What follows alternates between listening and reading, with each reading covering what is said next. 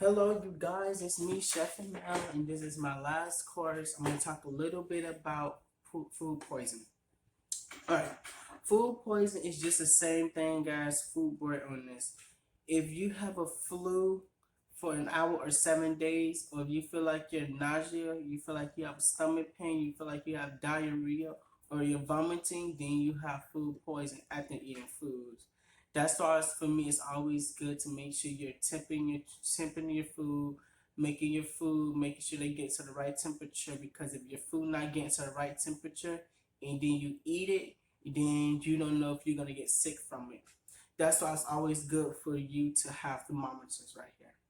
It's always good for you to have a meat thermometer, or it's always good for you to have an all-purpose thermometer. A meat thermometer is something that you use only just for meats, and the all-purpose thermometer is only what you use just for everything. Now, if you have mayonnaise, cheese, milk, all of that stuff, people get food poisoning from that.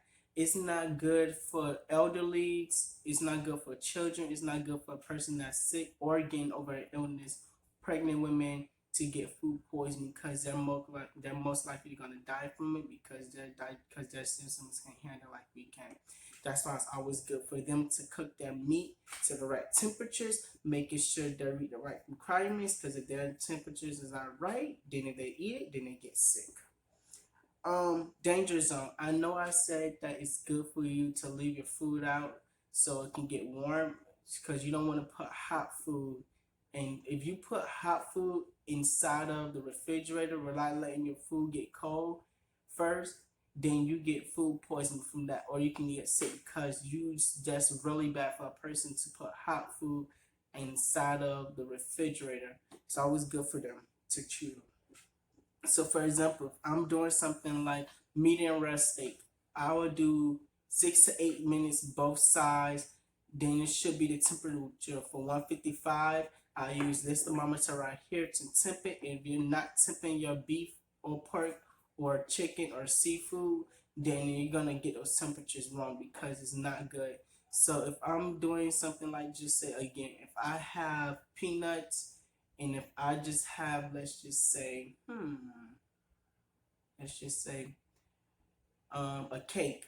If I'm doing a cake and if all those eggs and everything is in there, and if I didn't clean my peanuts and I just add those peanuts in there, or something drop inside of the cake with those peanuts, then you cause food poisoning because you don't want to get sick from it. That's why it's always good for make sure you tie your hair up, make sure your surface is clean, make sure you're washing your hands before you do anything because you get food poisoning from that. So that's a little bit about food poisoning I wanted to talk about. So I hope you guys learned a little bit about foodborne illness, a little bit about cross contamination, a little bit about food poisoning. So thank you guys, and you guys have a great day. Bye bye.